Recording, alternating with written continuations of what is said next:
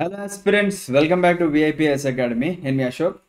So Indian polity classes మనం చూసుకుంటున్నాము. Already మనము ఫస్ట్ క్లాస్లో అంటే డే 1లో ఏం డిస్కస్ చేసామండి, ప్రియంబుల్ గురించి డిస్కస్ చేసాం, లేదా దాన్నే పీఠిక లేదా ప్రవేశిక అని చెప్పేసి అంటారు తెలుగులో. ఒకవేళ ఆ వీడియో మీరు చూడనట్లయితే ఇమీడియట్గా ఆ వీడియో చూడండి. ఇవాళ డే 2 మనం ఏం డిస్కస్ చేసుకోబోతున్నామంటే మేకింగ్ ఆఫ్ ద కాన్స్టిట్యూషన్, అంటే అసలు రాజ్యాంగాన్ని మనం ఎలా తయారు చేసాము అనే దాన్ని మనం ఇవాళ డిస్కస్ చేసుకుందాం. ఓకేనా, ఈ రాజ్యాంగానికి ముందుండే ప్రీఫేస్, ఓకేనా, దాన్నే ప్రియంబుల్ అని చెప్పేసి అంటాం. దాని గురించి డిస్కస్ చేసాం. ఓకేనా, ఫస్ట్ మనం ప్రియంబుల్ గురించి డిస్కస్ చేసాం, అది పక్కన పెట్టేస్తే ఇప్పుడు మనం కాన్స్టిట్యూషన్ గురించి డిస్కస్ చేద్దాం రండి. సో నేను దీంట్లో కొద్దిగా హిస్టరీ కూడా లింక్ చేస్తూ ఉంటానండి. బేసిక్గా పాలిటీకి హిస్టరీ లింక్ చేసి ఎవరు చెప్పరు, but I try to give the maximum input for you అనమాట. ఓకేనా, అసలు మనకి ప్యారలల్గా ఏమేమి ఈవెంట్స్ జరుగుతున్నాయని చెప్పేసి నేను చాలా దీంట్లో ఇంక్లూడ్ చేశాను. సార్ మీరు కూడా చూస్తే మీకు క్లారిటీ వస్తుంది, right? So this is part 1 అండి. పార్ట్ 2 కూడా వస్తుంది వెరీ సూన్, ఎందుకంటే ఒకటే లెంత్ వీడియో ఉంటే మీకు కూడా బోర్ కొడుతుందని చెప్పేసి దీన్ని 2 పార్ట్స్ కింద డివైడ్ చేశాను. ఈ chapter very important and competitive ఎగ్జామ్స్లో మనకి ఏమేమి క్వశ్చన్స్ అడుగుతారో కూడా నేను ముందే మీకు చెప్పేస్తానండి, right? So demand for a constituent assembly. ఇప్పుడు మనకి రెండో ప్రపంచ యుద్ధం మనకి దగ్గరకు వచ్చిన టైం అండి మనకి. అండ్ మనకి అప్పటికే కొన్ని ఇండిపెండెంట్గా కంట్రీస్ ఉన్నాయి, వాళ్ళకి కాన్స్టిట్యూషన్స్ అన్నీ కూడా వాళ్ళు ఫ్రేమ్ చేసుకోవడం జరుగుతుంది. సో మనకు కూడా, ఓకేనా, మన భారతదేశానికి కూడా ఇండిపెండెంట్గా ఒక రాజ్యాంగం ఉంటే బాగుంటుంది అని చెప్పేసి ఒక థాట్ వచ్చిందనమాట. ఎవరికి వచ్చింది? ఈ క్వశ్చన్ ఎగ్జామ్లో అడిగారు. ఓకే, అసలు ఫస్ట్ ఈ థాట్ ఎవరికి వచ్చింది అంటే 1934లో M N Roy, M N stands for Manavendranath అనమాట. ఓకేనా, మానవేంద్రనాథ్ రాయ్ గారికి ఈ థాట్ వచ్చిందనమాట, మనకి ఒక కాన్స్టిట్యూషన్ ఉంటే బాగుంటుంది అని చెప్పేసి. He's a pioneer of communist movement in India. ఓకేనా, మన భారతదేశంలో కమ్యూనిస్ట్ మూవ్మెంట్కి వన్ ఆఫ్ ద పైనీర్ అనమాట, అంటే మార్గదర్శి, పైనీర్ అంటే, రైట్?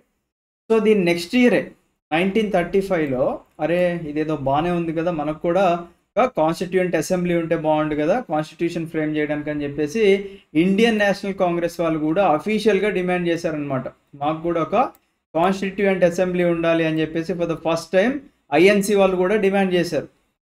సో ఇది జరిగిన ఒక 3 సంవత్సరాలకి నెహ్రూ గారు on behalf of Indian national Congress ఏం చెప్పారు అంటే, మాకు కాన్స్టిట్యూషన్ కావాలి of free India and it must be framed without the out side interference. Okay, బయట వాళ్ళు ఎవరు కూడా మా రాజ్యాంగాన్ని తయారు చేయడంలో ఇన్వాల్వ్మెంట్ ఉండకూడదు.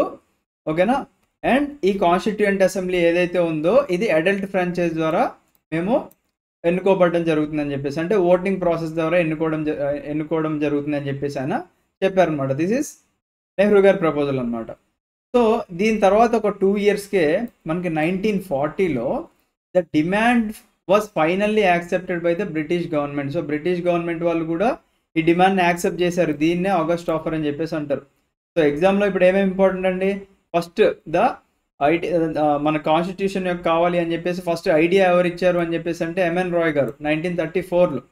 ఓకేనా, తర్వాత ఆగస్ట్ ఆఫర్ ఎప్పుడు వచ్చింది అని చెప్పేసి ఎగ్జామ్స్లో అడిగారు, ఆల్రెడీ కాంపిటేటివ్ ఎగ్జామ్స్లో 1940లో ఆగస్ట్ ఆఫర్ వచ్చింది అనమాట. August offer is nothing but మన వాళ్ళు పెట్టిన డిమాండ్ ఏదైతే ఉందో కాన్స్టిట్యూషన్ కావాలి అనే డిమాండ్ని బ్రిటిష్ గవర్నమెంట్ వాళ్ళు యాక్సెప్ట్ చేయడం జరిగింది. దీన్నే ఆగస్ట్ ఆఫర్ అని చెప్పేసి అంటాం అనమాట. సో 1942లో sir Stafford Cripps. So Stafford Cripps అనే పర్సన్ అసలు ఎవరు అంటే is a member of cabinet mission అండి. వెరీ ఇంపార్టెంట్ ఇది, చాలా కాంపిటేటివ్ ఎగ్జామ్స్లో మన రాజ్యాంగాన్ని తయారు చేద్దామనే ఒక కాన్సెప్ట్ ఏదైతే ఉందో. ఓకేనా, సో మనం మెయిన్గా దేని గురించి డిస్కస్ చేస్తున్నాం, మేకింగ్ ఆఫ్ ద కాన్స్టిట్యూషన్.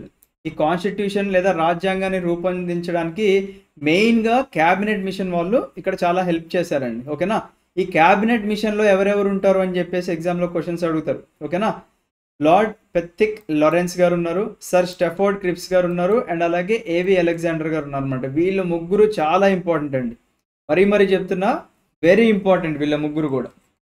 ఓకేనా, ఎగ్జామ్లో చాలా క్వశ్చన్స్ వచ్చాయి. ఈ క్యాబినెట్ మిషన్లో మెంబర్స్ ఎవరు ఉన్నారు అని చెప్పేసి మనకి 4 ఆప్షన్స్ ఇస్తారు, దాంట్లో ఒకటి కరెక్ట్ ఇస్తారు, లేదా వీళ్ళ ముగ్గురు పేర్లు ఇచ్చి ఇంకొక పేరు కూడా వేరే పేరు ఇచ్చేసి ఈ నలుగురిలో ఎవరు క్యాబినెట్ మిషన్లో ఉన్నారని చెప్పేసి అంటారు అనమాట. గుర్తుపెట్టుకోండి. సో వీళ్ళ ముగ్గురులోనే ఈ పర్సన్ ఉన్నారు కదా, ఈయన ముందే వచ్చారు ఇండియాకి. ఎప్పుడు వచ్చారు? 1942లో వచ్చారనమాట. ఒక డ్రాఫ్ట్ ప్రపోజల్ తీసుకొచ్చారు. ఇప్పుడు బేసిక్గా మనం ఏమైనా ప్రపోజల్ పెడుతున్నాం అనుకోండి, ఫైనల్ ప్రపోజల్ ఎవరు స్టార్టింగ్గా తీసుకురారు కదా, ఒక డ్రాఫ్ట్ తీసుకొస్తారనమాట. ఆ డ్రాఫ్ట్లో ఏం చెప్పారు అంటే మనకి ఇండిపెండెంట్గా కాన్స్టిట్యూషన్ మీకు ఫ్రేమ్ చేస్తాము ఆఫ్టర్ వరల్డ్ వార్ 2 అని చెప్పేసి అన్నారు. అంటే మీరు ఇక్కడ ఈ టైం లైన్ నేను ఎందుకు చెప్పాను ఇందాక, హిస్టరీ కూడా లింక్ చేస్తానని చెప్పేసి, ఇక్కడ చూడండి 1940లో బ్రిటిష్ గవర్నమెంట్ వాళ్ళు యాక్సెప్ట్ చేశారని చెప్పేసి అన్నాం కదా. అంటే ఆల్రెడీ మనకి అఫీషియల్గా వరల్డ్ వార్ 2 స్టార్ట్ అయిపోయింది. ఎప్పుడు స్టార్ట్ అయిందండి మనకి వరల్డ్ వార్ 2? 1939 నుంచి 1945 వరకు మనకి వరల్డ్ వార్ అనేది జరిగిందండి. ఎవరెవరికి జరిగింది? మేజర్ కంట్రీస్ మనం చూసుకున్నట్లయితే ఇటు సైడ్ యాక్సిస్ పవర్స్ ఉన్నాయి, జర్మనీ, ఇటలీ అండ్ జపాన్. ఇటు అలీస్ ఉన్నారనమాట. ఓకేనా, అలీడ్ పవర్స్ ఎవరెవరు ఉన్నారు? United States, France, Great Britain, Soviet Union and Canada. So మనం అసలు యుద్ధం ఎవరు గెలిచారు, ఎవరు ఓడిపోయారు అనేది పక్కన పెట్టేస్తే, ఖచ్చితంగా ఒక యుద్ధం వచ్చిందంటే ఒక కంట్రీ యొక్క ఎకానమీ మొత్తం డౌన్ అయిపోతుందండి. ఎందుకంటే ఆ యుద్ధానికి కొన్ని లక్షల కోట్ల రూపాయలు ఖర్చు పెడుతూ ఉంటారు. ఓకేనా, ఎంతో ప్రాణ నష్టం జరుగుతుంది. వాళ్ళకి ఫ్యూయల్ కావాలి, ఫుడ్ కావాలి. అక్కడున్న జనాలందరూ కూడా మనకి యుద్ధం జరిగేటప్పుడు వాళ్ళకి ప్రాపర్గా ఏది బేసిక్ నీడ్స్ కూడా ఉండవండి. సో ఒక యుద్ధం జరిగింది అంటే కంప్లీట్గా మనకి ఒక కంట్రీ డౌన్ఫాల్ అనేది మనం చూసుకోవచ్చు అనమాట. సో అలాగా మనకి వరల్డ్ వార్ 2 వచ్చినప్పుడు మన అంటే మన భారతదేశం బ్రిటిషర్స్ కంట్రోల్లో ఉండేది. సో ఒక పక్క వాళ్ళకి చాలా అంటే లాస్ అనేది చూస్తూ ఉన్నాం మనకి. అంటే ఫినాన్షియల్గా వాళ్ళకి చాలా లాస్ చూస్తూ ఉన్నాం, ప్రాణ నష్టం కూడా జరుగుతుంది. సో ఇంకా మనం కాలనీస్ మెయింటైన్ చేయలేము అని చెప్పేసి వాళ్ళు కొద్దిగా డిసైడ్ అయ్యారనమాట. So India is one such colony. మనం బ్రిటిషర్స్ యొక్క కాలనీయే కదా. సో వాళ్ళు ఏం చేస్తున్నారంటే ఇంకా మనకి ఇండిపెండెన్స్ ఇవ్వడానికి వాళ్ళు కూడా చిన్నగా డిసైడ్ అయ్యారనమాట. సో అందుకే ఈ ప్రాసెస్ అన్నీ కూడా ముందుగానే చిన్నగా స్టార్ట్ అయినాయి. సో అలా మనకి 1939 నుంచి 1945 వరకు మనకి రెండో ప్రపంచ యుద్ధం జరిగిందండి. సో ఈయన ఏం చెప్పారు స్టఫర్డ్ క్రిప్స్ గారు, మీకు ఒక ఇండిపెండెంట్ కాన్స్టిట్యూషన్ నేను తీసుకొస్తాను, బట్ వరల్డ్ వార్ 2 తర్వాత అన్నారనమాట. ఓకేనా, అంటే 1945 తర్వాత మనం దాని గురించి ప్లాన్ చేద్దాం అని చెప్పేసి అన్నారు. But it was rejected by the Muslim league. So Muslim league వాళ్ళు ఏం చేశారు, ఇప్పుడు ఇండియన్ నేషనల్ కాంగ్రెస్ ఎలా అయితే ఉందో అలాగే ముస్లిం లీగ్ అని ఒకటి ఉండేదన్నమాట, ఒక పార్టీ. వాళ్ళు మాకు 2 అటానమస్ స్టేట్స్ కావాలి అండ్ 2 సపరేట్ కాన్స్టిట్యూయెంట్ అసెంబ్లీస్ కావాలి అని చెప్పేసి అంటే దీన్ని స్టఫర్డ్ క్రిప్స్ గారు కూడా అంగీకరించలేదన్నమాట. బట్ తర్వాత ముస్లిం లీగ్ వాళ్ళని కూడా సాటిస్ఫై చేసేలాగా మన ఇండియాకి 1946లో క్యాబినెట్ మిషన్ వచ్చిందనమాట. ఈ క్యాబినెట్ మిషన్లోనే లార్డ్ పెథిక్ లారెన్స్ గారు, స్టఫర్డ్ క్రిప్స్ గారు అండ్ అలాగే ఏవి అలెగ్జాండర్ గారు ఉన్నారనమాట. ఎప్పుడు వచ్చారు వీళ్ళు?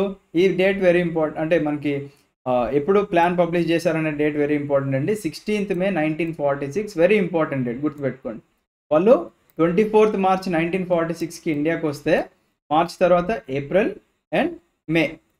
ఓకేనా, 16th May 1946న వీళ్ళు ఒక ప్రపోజల్ పెట్టారనమాట. ఓకే, మీకు కాన్స్టిట్యూయెంట్ అసెంబ్లీ కావాలి అనుకుంటే వాళ్ళు ఒక ప్రపోజల్ తీసుకొచ్చారు. అదేంటో చూద్దాం. రైట్, దానికన్నా ముందు నేను హిస్టరీ లింక్ చేస్తా అని చెప్పేసి అన్నా కదా, ఒకసారి చూద్దాం మనం.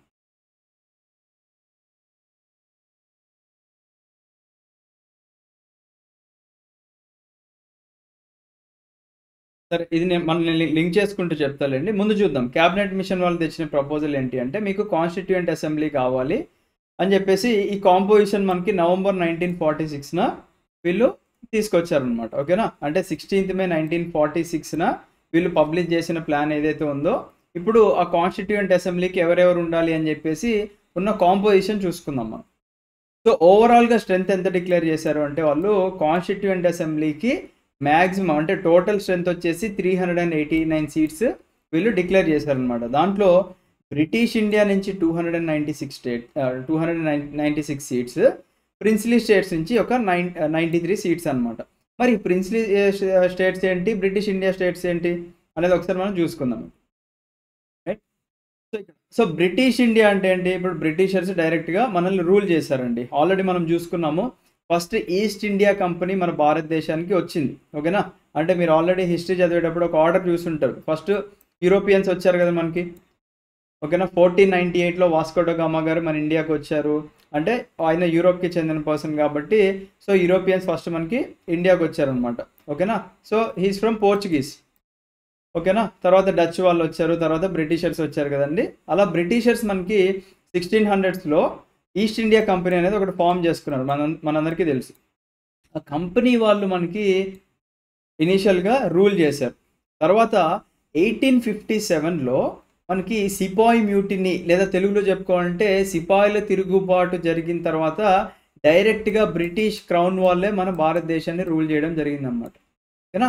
సో కంపెనీ రూల్ వేరు, క్రౌన్ రూల్ వేరు అనమాట. సో అలా మనం బ్రిటిషర్స్ కింద అలా బానిసల్లాగా బతికామన్నమాట. సో అలా వాళ్ళు డైరెక్ట్గా రూలు మన భారతదేశంలో చేశారు.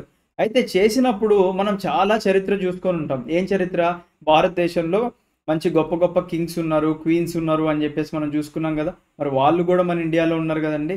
సో ఇక్కడ మనం గమనించాల్సింది ఏంటి అంటే, ప్రిన్స్లీ స్టేట్స్ ఏవైతే ఉన్నాయో ఇవన్నీ కూడా మన భారతదేశంలో ఉన్న రూలర్స్ అన్నమాట. అంటే రాజులు కానీ రాణులు కానీ రూల్ చేసే ప్రాంతాలనే ప్రిన్స్లీ స్టేట్స్ అంటారు. అయితే బ్రిటిషర్స్ ఎప్పుడైతే మన భారతదేశానికి వచ్చారో వీళ్ళు ప్రిన్స్లీ స్టేట్స్తో కూడా వేరియస్ ట్రీటీస్ అనేది సైన్ చేసుకున్నారనమాట.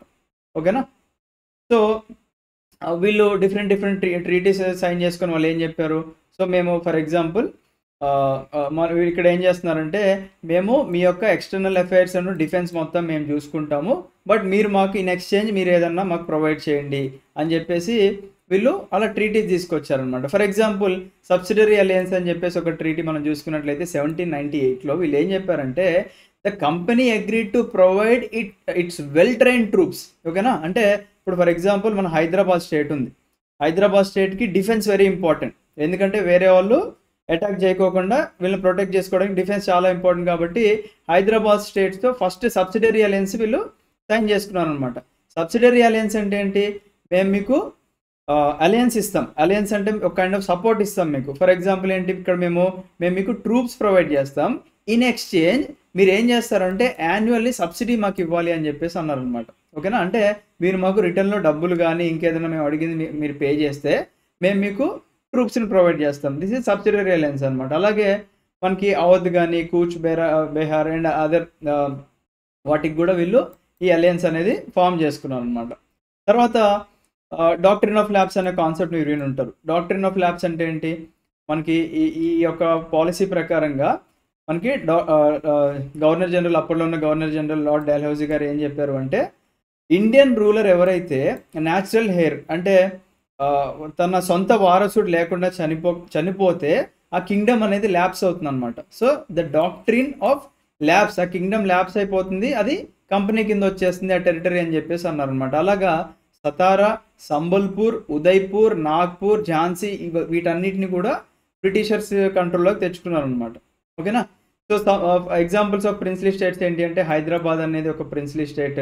మనకి రూలర్ ఉండేవాళ్ళు కదండి, నిజాంలు పరిపాలించారు. మైసూర్ టిప్పు సుల్తాన్ అండ్ ఎట్సెట్రా చాలా రూలర్స్ పరిపాలించారు. జమ్మూ అండ్ కాశ్మీర్, బరోడా, ట్రావెన్కోర్ ఇవన్నీ కూడా ఏంటి అంటే ప్రిన్స్లీ స్టేట్స్ అనమాట. మన భారతదేశంలో ఉన్న రాజులు కానీ రాణులు కానీ రూల్ చేసిన స్టేట్స్ అనమాట. బట్ ఇండియాకి ఇండిపెండెన్స్ వచ్చిన తర్వాత Sardar Vallabhbhai Patel garu, India's first home minister, crucial role play చేశారనమాట. ఈ ప్రిన్స్లీ స్టేట్స్ని కూడా ఇండియన్ యూనియన్లోకి తీసుకురావడం ఒక కాన్సెప్ట్ అనమాట. మీకు గుర్తుందా, ఆపరేషన్ పోలో అని చెప్పేసి ఒకటి జరిగింది.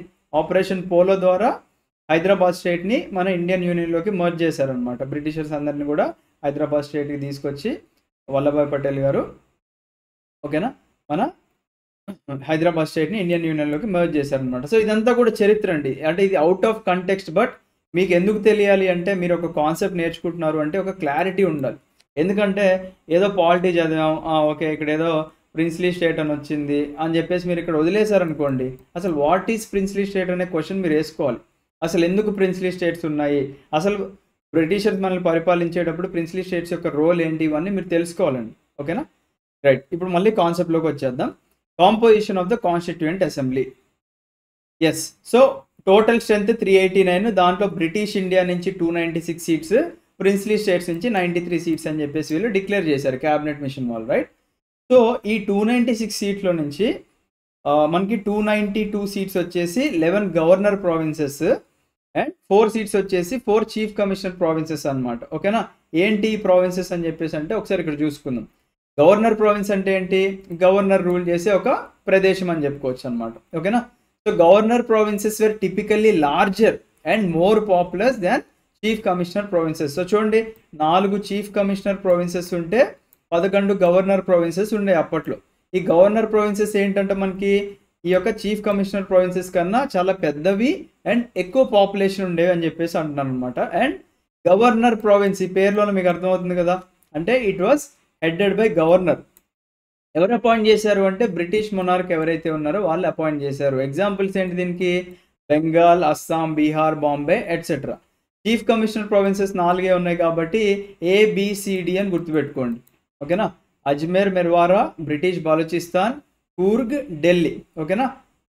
These were similar territories, same మన గవర్నర్ ప్రావిన్సెస్ లాంటి టెరిటరీసే, often with strategic and administrative importance ఉంటుంది అనమాట దీనికి. ఓకేనా? అండ్ ఇది directly administrate by the British crown through a chief commissioner. Okay, right. ఇప్పుడు అసలు కథ మొదలవుతుంది అనమాట. అయితే ఇక్కడ ఏంటి అంటే ఈ ప్రిన్స్లీ స్టేట్స్ ఉన్నాయి చూసారా, 93 సీట్స్. ఈ 93 సీట్స్ ఏవైతే ఉన్నాయో డైరెక్ట్గా నామినేట్ చేస్తారనమాట. ఓకేనా? The representatives of princely states that to be nominated by the heads of the princely states. For example Nizam ఉన్నారు అనుకోండి, అరే బాబు నువ్వు మన దగ్గర నుంచి నువ్వు వెళ్ళిపోయి ఆ కాన్స్టిట్యూయెంట్ అసెంబ్లీకి వెళ్ళిపో అని చెప్పేసి డైరెక్ట్ నామినేట్ చేస్తారు. ఓకేనా? ఇక్కడ ఎలక్షన్ లాంటిది లేదు. అండ్ అలాగే దీంతో పాటుగా మనకి ఈ చీఫ్ కమిషనర్ ప్రావిన్సెస్ నుంచి కూడా వీళ్ళు డైరెక్ట్గా నామినేషన్ జరిగేదన్నమాట. And most of the British India seats ఏవైతే ఉన్నాయో ఇవి ఎలక్షన్ ద్వారా ఎన్నుకోవడం జరిగిందనమాట. ఎలాగా? The representatives of each communities were to be elected by the members of that communities in provincial legislative assembly. ఓకేనా? ఇప్పుడు మీకు మళ్ళీ ఇంకొక కొత్త డౌట్ క్రియేట్ అవ్వాలి. What is meant by provincial legislative assembly అంటే సింపుల్గా ఏంటంటే ఇక్కడ చెప్తా చూడండి. మనం కాన్స్టిట్యూయెంట్ అసెంబ్లీని ఫామ్ చేస్తున్నాం. అయితే ఇక్కడ మనకి ఎలక్షన్ అనేది డైరెక్ట్గా ప్రజలు ఎన్నుకోవట్లేదు. ఓకేనా? డైరెక్ట్గా ప్రజలు ఇక్కడ ఎన్నుకోవట్లేదు. ప్రజలతో అంటే ప్రజల చేత ఎన్నుకోబడ్డ రూలర్స్ ఉంటారు చూసారా, వాళ్ళు ఈ కాన్స్టిట్యూయెంట్ అసెంబ్లీ మెంబర్స్ని ఎన్నుకుంటారు అనమాట. అర్థమైందా? డైరెక్ట్ ఎలక్షన్ లేదు ఇక్కడ. Provincial legislative assembly. ఓకేనా? దీని గురించి ఇంకొక స్లైడ్ పెట్టాను చూడండి. The members of the Indian constituent assembly were indirectly elected. డైరెక్ట్గా ప్రజల చేత ఎన్నుకోబడలేదు, ఇండైరెక్ట్గా ఎన్నుకోబడ్డారు. ఎవరి చేత ఎన్నుకోబడ్డారు? By the members of provincial legislative assembly. మరి ప్రొవిన్షియల్ లెజిస్లేటివ్ అసెంబ్లీ అంటే ఏంటి? ప్రొవిన్షియల్ లెజిస్లేచర్ అంటే సింపుల్గా ఇప్పుడు మనకి స్టేట్ లెజిస్లేటివ్ అసెంబ్లీ ఉందండి. అంటే మనకి దీంట్లో చూసుకున్నట్లయితే కొన్ని యూనికామరల్ ఉంటాయి, కొన్ని బైకామరల్ ఉంటాయి అన్నమాట. ఓకేనా? అంటే మనకి legislative council and legislative assembly కేవలం తక్కువ స్టేట్స్కి మాత్రమే ఉండేవి. అంతకుముందు 7 స్టేట్స్కి ఉండేవి, ఇప్పుడు ఐ థింక్ 6 వాటికే ఉన్నాయన్నమాట. ఓకేనా? సో ప్రొవిన్షియల్ లెజిస్లేచర్ అంటే ఏంటి? Provincial legislature in India refers to the legislative body. Legislative body అంటే ఏంటండి? ఇక్కడ లా మేకింగ్ బాడీ, అంటే చట్టాలని చేసే ఒక body. Okay, under British rule. Britishers పరిపాలించేటప్పుడు ఈ ప్రొవిన్షియల్ లెజిస్లేచర్ అని ఉండేదన్నమాట. Under the government of India act 1935 which is modern డేస్లో ఈక్వలెంట్ టు స్టేట్ లెజిస్లేచర్. ఇప్పుడు మన ఎమ్మెల్యేలు ఉన్నారు కదండి, మన ఎమ్మెల్యేలు ఉండేది state legislature. In the same way అప్పుడు ఒక లెజిస్లేటివ్ బాడీ అనేది ఉండేదన్నమాట. దాన్నే ప్రొవిన్షియల్ లెజిస్లేటివ్ అసెంబ్లీ అని చెప్పేసి అనుకున్నాం. ఓకేనా? అయితే ఈ బాడీస్లో కూడా మనకి 1 or 2 ఛాంబర్స్ ఉంటాయి. కొన్నిట్లో లెజిస్లేటివ్ అసెంబ్లీ మాత్రమే ఉంటుంది, కొన్నిట్లో లెజిస్లేటివ్ కౌన్సిల్ కూడా యాడ్ అయి ఉంటుంది అనమాట. Responsible for making laws. చట్టాలని తయారు చేయడానికి వీళ్ళు ఫామ్ చేసుకున్న అసెంబ్లీయే ప్రొవిన్షియల్ లెజిస్లేటివ్ అసెంబ్లీ. దీంట్లో ఉన్న మెంబర్స్ ఎవరైతే ఉన్నారో ఈ మెంబర్స్ ఏం చేస్తున్నారండి? మనకి proportional representation by means of a single transferable ఓట్తో ఎన్నుకుంటారనమాట. అంటే ఏంటి? ప్రపోర్షనల్ రిప్రజెంటేషన్ అంటే ఏంటి? ఇప్పుడు ఫర్ ఎగ్జాంపుల్ ప్రతి స్టేట్స్ నుంచి కొంతమంది రిప్రజెంట్ చేస్తారు. ఓకేనా? అలా రిప్రజెంట్ అయిన పర్సన్స్ ఎవరైతే ఉన్నారో వాళ్ళు బేస్డ్ ఆన్ దేర్ ప్రపోర్షన్, అంటే ఎంతమంది జనాలు ఉన్నారు అనే దాన్ని బట్టి ఒక ఓట్ వాల్యూ ఉంటుంది అనమాట. ఓకేనా? సో దాన్ని బట్టి వీళ్ళు సింగిల్ ట్రాన్స్ఫరబుల్ ఓట్ అనమాట. అంటే ఇప్పుడు ఎవరైతే వీళ్ళు ఎన్నుకుందామని చెప్పేసి అనుకున్న క్యాండిడేట్స్ ఉన్నారో, ఫర్ ఎగ్జాంపుల్ అశోక్ ఉన్నాడు, ఆదిత్య ఉన్నాడు, సూర్య ఉన్నాడు, ఒక 3 persons ఉన్నారు అనుకోండి. నా మైండ్లో నేను అశోక్ని ఫస్ట్ ఎన్నుకుందాం అనుకుంటే ఇక్కడ 1 వేస్తారు అనమాట. అంటే వీళ్ళు ఇక్కడ ఈ ఓటర్ ఎవరైతే ఉన్నారో వీళ్ళు ర్యాంకింగ్ లేదా ఆర్డర్ ఇస్తారనమాట. ఓకే, నా ఫస్ట్ ఆర్డర్ ఇతను, సెకండ్ ఆర్డర్ ఇతను, థర్డ్ ఆర్డర్ ఇతను, అలా వీళ్ళు proportional representation by means of single transferable vote అంటారు అనమాట ఈ కాన్సెప్ట్ని. ఓకేనా? సో అలాగా ర్యాంకింగ్ ఇస్తారు మనకి నచ్చిన క్యాండిడేట్స్. ప్రిన్స్లీ స్టేట్స్ నుంచి ఆల్రెడీ చెప్పుకున్నాం, డైరెక్ట్గా నామినేట్ చేస్తారు. సో మనకి ఎగ్జామ్లో ఈ point very important. Constituent assembly అనేది నామినేటెడ్ బాడీయా ఎలక్టెడ్ బాడీ అని చెప్పేసి క్వశ్చన్ వస్తే it is partly nominated body. ఎందుకంటే ఇక్కడ డైరెక్ట్గా మనకి ప్రొవిన్షియల్ అసెంబ్లీస్ నుంచి ఎన్నుకుంటున్నారు. అండ్ పార్ట్లీ ఎలక్టెడ్ బాడీ కూడా, సారీ మనకి ఇక్కడ ప్రిన్స్లీ స్టేట్స్ నుంచి డైరెక్ట్గా నామినేట్ చేస్తున్నారు. అండ్ పార్ట్లీ ఎలక్టెడ్ బాడీ అంటే ఇక్కడ ఎలక్షన్ ద్వారా ఈ ప్రొవిన్షియల్ లెజిస్లేటివ్ మెంబర్స్ వీళ్ళు ఎన్నుకుంటున్నారు అనమాట.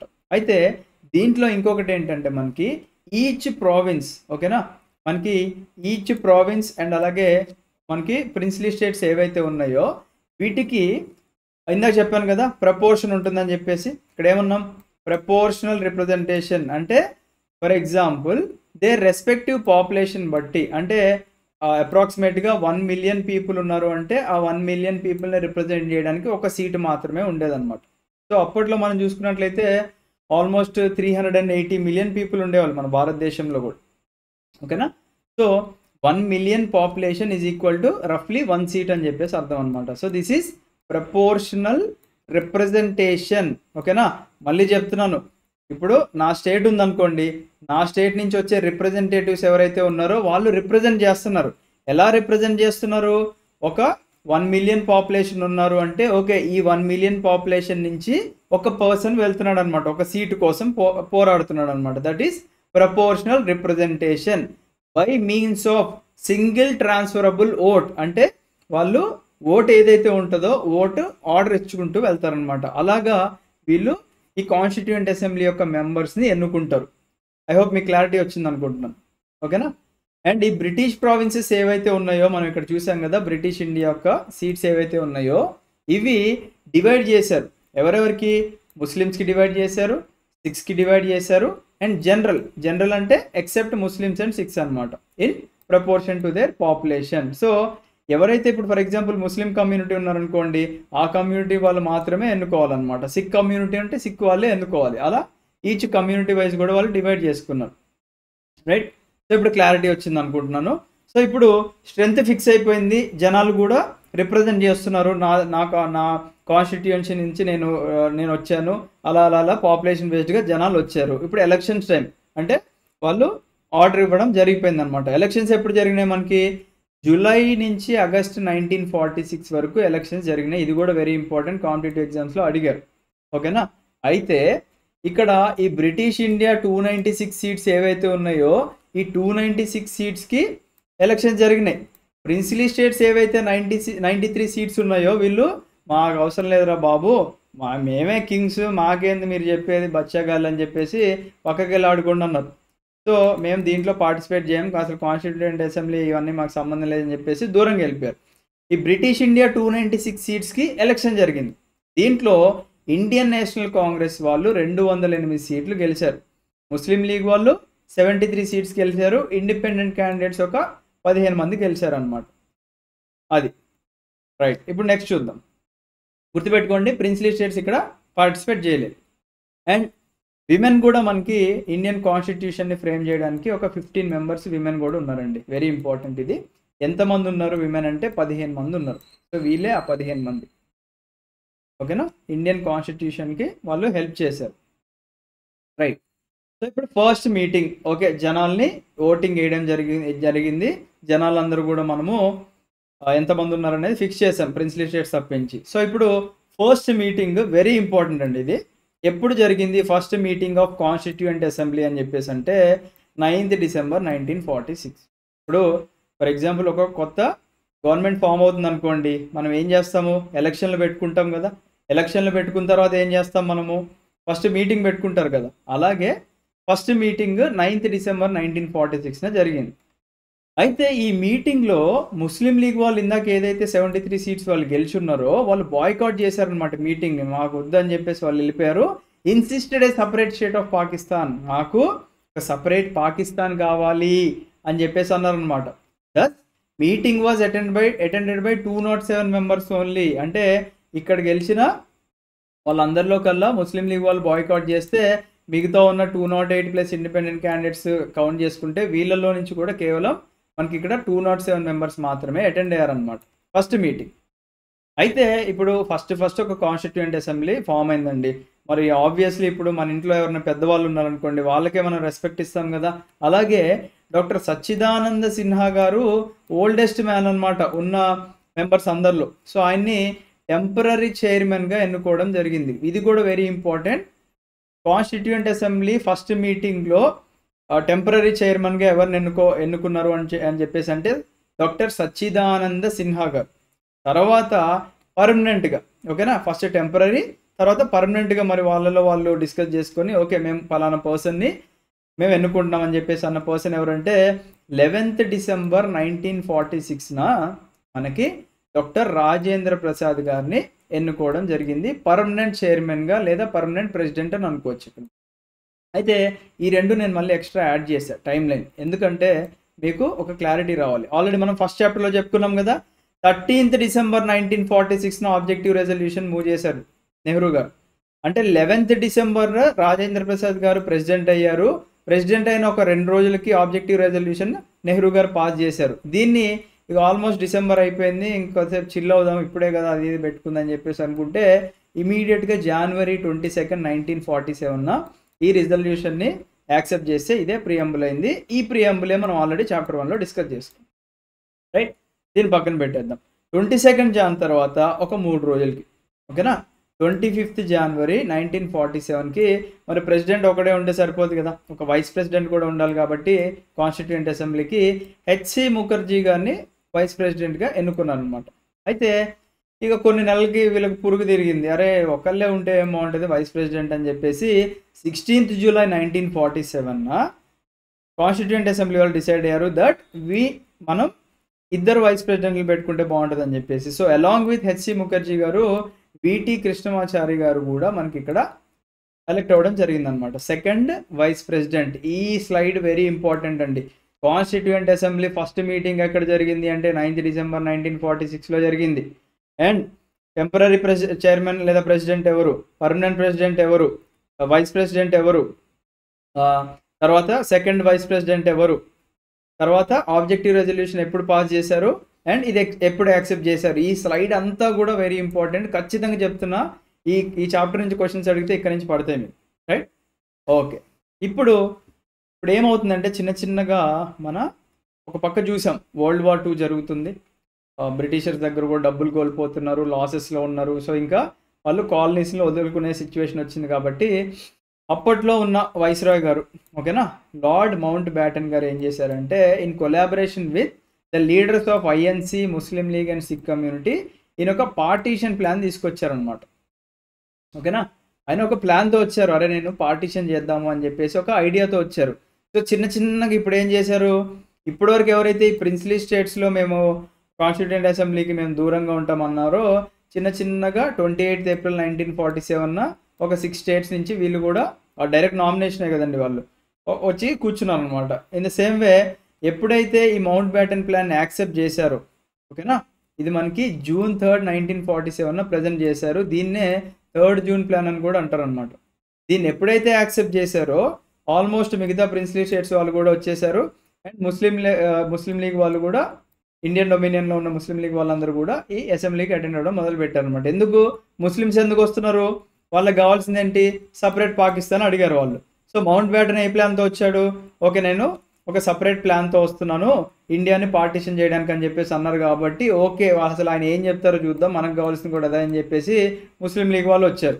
ఇక ప్రిన్స్లీ స్టేట్స్ వాళ్ళకి అప్పటికే కొద్దిగా ఇన్ఫర్మేషన్ అందుంటుంది, అరే భారతదేశానికి ఇండిపెండెన్స్ వస్తే ఇంకెక్కడికక్కడ మీకు ఇంకా దిక్కుమొక్కు లేకుండా అయిపోతారు, మీరు కూడా వచ్చి అసలు అక్కడ ఏం జరుగుతుందో విని దాన్ని బట్టి డిసైడ్ అవ్వండి అని చెప్పేసి అంటే వాళ్ళు కూడా వెళ్ళి కూర్చున్నారు అనమాట అక్కడ, ఓకేనా.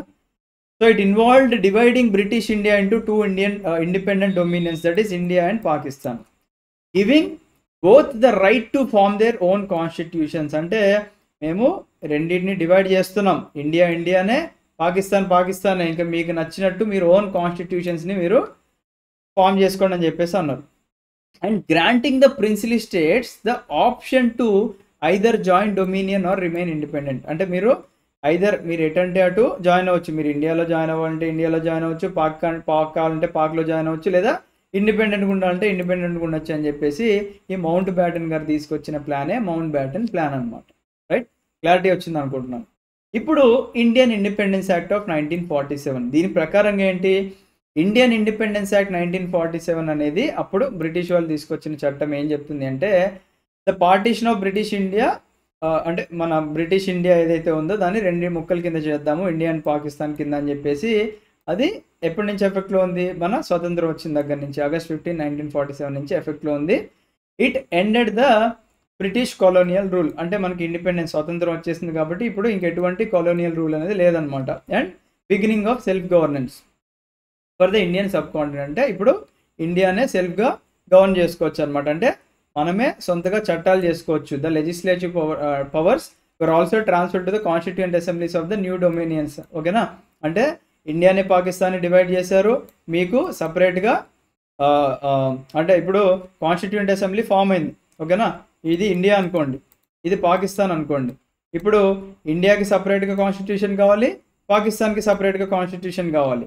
అండ్ లెజిస్లేటివ్ పవర్స్ ఏవైతే ఉన్నాయో, అంటే చట్టాలు చేయాల్సిన పవర్ ఏదైతే ఉందో అది కూడా ఎవరికి వాళ్ళకి ట్రాన్స్ఫర్ చేశారు. అంటే ఇక్కడ మళ్ళీ మనం లెజిస్లేటివ్ పవర్స్ ఇండియాకి ట్రాన్స్ఫర్ అయినాయి అండ్ పాకిస్తాన్ యొక్క లెజిస్లేటివ్ పవర్స్ పాకిస్తాన్కి ట్రాన్స్ఫర్ అయినాయి. కాబట్టి ఇప్పుడు 2 బాధ్యతలు ఉన్నాయి కాన్స్టిట్యూయెంట్ అసెంబ్లీకి. ఏంటివి అవి? ఒకటి కాన్స్టిట్యూషన్ తయారు చేయడం, ఇంకొకటి చట్టాలు చేయడం అనమాట. ఓకేనా, 2 బాధ్యతలు ఉన్నాయి.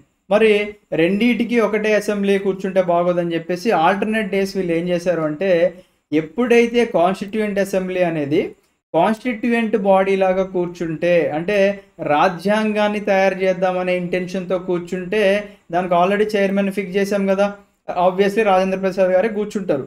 ఎప్పుడైతే ఈ కాన్స్టిట్యూయెంట్ అసెంబ్లీ ఒక లెజిస్లేటివ్ బాడీ లాగా కూర్చుంటే, లెజిస్లేటివ్ బాడీ అంటే నథింగ్ బట్ ఏంటండి, ఇప్పుడు ఫర్ ఎగ్జాంపుల్ మనకి లెజిస్లేచర్, ఎగ్జిక్యూటివ్, జ్యుడిషియరీ అనే 3 పదాలు మీరు వినుంటారు పాలిటీలో. లెజిస్లేచర్ అంటే ఏంటి? Nothing but law making body which is the parliament of India. ఓకేనా, ఎగ్జిక్యూటివ్ అంటే ఏంటి? ఈ పార్లమెంట్ చేసిన చట్టాలు ఏవైతే ఉన్నాయో అవి ఇంప్లిమెంట్ చేయాలి, for example civil servants and other government officials. Judiciary అంటే ఏంటి? మనకి ఇక్కడ కోర్ట్స్ అనమాట. అంటే ఈ ఇంప్లిమెంట్ చేసిన చట్టాలు ఎవరైనా ఫాలో అవ్వకపోయినా, దాంట్లో ఏమైనా ఇష్యూస్ ఉన్నా మనకి కోర్ట్స్ ఉంటాయి అనమాట. Judiciary is nothing but courts, supreme courts, high courts ఇవన్నీ వస్తాయి అన్నమాట. సో అలాగా మనకి లా మేకింగ్ బాడీ కూడా కాన్స్టిట్యూయెంట్ అసెంబ్లీ ఫామ్ అయిందనమాట. అలా ఒక లెజిస్లేటివ్ బాడీగా ఫామ్ అయినప్పుడు మాత్రం జీవి మావలంకర్ గారు ఆయన చైర్మన్ లాగా ఉండేవాళ్ళు అనమాట. ఇది ఎప్పటిదాకా కంటిన్యూ అయింది? ఎప్పుడైతే మన కాన్స్టిట్యూషన్ మీరు ప్రియంబుల్లో చూసారు కదండి, 26 November 1949 we hereby adopt అని చెప్పేసి ఒక లైన్ ఉంటుంది కదా. సో అప్పటి వరకు కూడా వీళ్ళు ఫంక్షన్ చేశారు ఇండిపెండెంట్, రైట్? ఓకే, నెక్స్ట్ చూద్దాం. ఇప్పుడు చేంజెస్ ఇన్ ద స్ట్రెంగ్త్. ఇప్పుడు పార్టీషన్ అయిపోయింది, ఇక ఎవరికి నచ్చినట్టు వాళ్ళు అటు ఇటు వెళ్ళిపోతున్నారు. కాబట్టి ఇప్పుడు ఏదైతే ఓవరాల్ స్ట్రెంగ్త్ 389 సీట్స్ డిసైడ్ చేసిందో మనకి, ఆ 389 సీట్స్ కాస్త 299 సీట్స్ అయినాయి అన్నమాట. ఎందుకు అంటే ఈ ముస్లిం లీగ్ మెంబర్స్ ఎవరైతే ఉన్నారో, ఇప్పుడు మన ఇండియాలో మీరు ఐదర్ ఇండియాలో ఉండొచ్చు, పాకిస్తాన్కి వెళ్ళొచ్చు అని చెప్పేసి అన్నారు. ఆబ్వియస్లీ పాకిస్తాన్ వాళ్ళు పాకిస్తాన్కి వెళ్ళిపోయిన తర్వాత మన ఇండియా యొక్క కాన్స్టిట్యూయెంట్ అసెంబ్లీ నుంచి వాళ్ళు క్విట్ అయిపోతారు కదా. అలా క్విట్ అయిపోయిన తర్వాత 389 సీట్స్ కాస్త 299 సీట్స్ అయినాయి అనమాట. అవి మనం చూసుకున్నట్లయితే ఈ బ్రిటిష్ ఇండియాలో 296 సీట్స్ కాస్త 229 సీట్స్ అయినాయి. ప్రిన్స్లీ స్టేట్స్ కూడా మనకి 93 సీట్స్ కాస్త 70 సీట్స్ అయినాయి అనమాట. సో ఈ 229 ప్లస్ 70 ఈజ్ ఈక్వల్ టు 299 అనమాట. సో క్లారిటీ వచ్చింది అనుకుంటున్నాను. ఎందుకంటే వాళ్ళు డివైడ్ చేసేసారు ఆల్రెడీ మన భారతదేశాన్ని. డివైడ్ చేసాక కూడా సేమ్ స్ట్రెంత్ ఉండదు కదండి. సో అదనమాట, రైట్? సో ఐ హోప్ మీకు ఇది అర్థమైంది అనుకుంటున్నాను. దీంట్లో పార్ట్ 2 ఉంటుంది. ఆ పార్ట్ 2లో మీకు యూపీఎస్సీ పీవైక్యూస్ కూడా లింక్ చేసి చెప్తాను. నేను మీ దగ్గర నుంచి ఎక్స్పెక్ట్ చేసేది ఒకటే అండి, మీకు ఈ వీడియో జెన్యూన్గా నచ్చింది అనుకుంటే ఒక లైక్ చేయండి. మీ ఫ్రెండ్స్కి కూడా అరే ఇలాంటి ఇన్ఫర్మేషన్ ఎక్కడ దొరకదురా అని మీకు అనిపిస్తే మీ ఫ్రెండ్స్కి కూడా షేర్ చేయండి. ఓకేనా? And don't cheat your self. ఏదో క్లాస్ ఓపెన్ చేశాం కదా, ఒక 10 నిమిషాలు వినే స్కిప్ చేస్తే మీకు ఏం రాదండి. క్లాస్ దయచేసి మొత్తం వినడానికి ట్రై చేయండి. సో దట్ ఎక్స్ట్రా పాయింట్స్ మీకు వస్తూ ఉంటాయి అన్నమాట. బికాస్ నేను ఇక్కడ చెప్పిన స్లైడ్స్లో పాయింట్స్ మీకు మ్యాక్సిమం, ఇప్పుడు వరల్డ్ వార్ 2 అని చెప్పేసి మీరు పాలిటీ బుక్లో చదువుతూ ఉంటారు. అసలు వరల్డ్ వార్ 2 ఎప్పుడు జరిగింది, ఎవరెవరికి మధ్యలో జరిగిందని మీరు అక్కడ స్కిప్ చేస్తారు. అది నేను ఇంక్లూడ్ చేశానా? సో అసలు ప్రిన్స్లీ స్టేట్స్ అంటే చాలామందికి తెలియదు, అది నేను ఇంక్లూడ్ చేశానా? దాంతోపాటుగా subsidiary alliance and doctrine of labs మీరు హిస్టరీలో చదువుకొని ఉంటారు, బట్ అది పాలిటీకి లింక్ చేసుకొని చదవడం ఒక ఎత్తు అనమాట, రైట్? సో ఇవన్నీ మీకు ఎక్స్ట్రా పాయింట్స్ తెలియాలి అనుకుంటే విఐపిఐఎస్ అకాడమీని ఫాలో అవ్వాలి. So I wish you all the best. Video part 2 కోసం వెయిట్ చేయండి, అది కూడా ఇమీడియట్గా వస్తుంది. డే బై డే ప్లాన్ చేసుకున్నాను కాబట్టి డే బై డే మీకు వీడియో వస్తుంది అనమాట. Have a great day. జై హింద్.